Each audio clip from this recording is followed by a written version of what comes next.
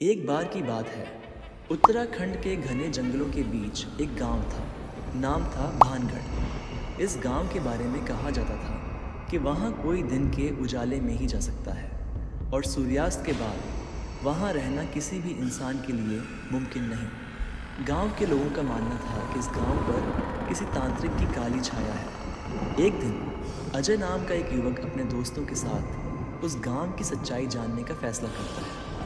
उन्होंने सूरज ढलने से पहले वहां पहुंचने की ठानी और गांव के अंदर कदम रखा।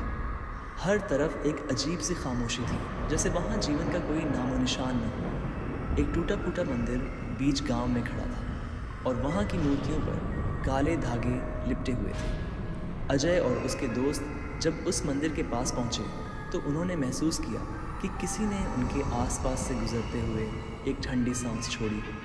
तभी एक बूढ़ी औरत प्रकट हुई और उसने अजीब सी आवाज़ में कहा, यहाँ से चले जाओ, इससे पहले कि वह जाग जाए। डर से थरथराते हुए अजय ने पूछा, कौन जाग जाएगा? वृद्धा ने बताया, यहाँ एक रूह रहती है जो सूरज ढलने के बाद सबकी जान ले लेती है। लेकिन अजय की जिज्ञासा शांत नहीं हुई। उसने और जानने की कोशिश की। तभी उसके दोस्तों में से एक ने अचानक चीखना शुरू कर दिया, जैसे किसी ने उसे गले से पकड़ लिया।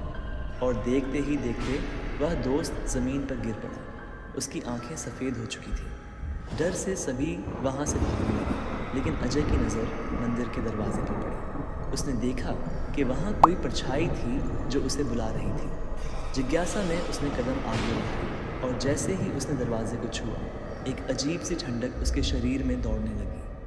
अचानक उसने महसूस किया कि वह अब वहाँ से हिल नहीं पा रहा है।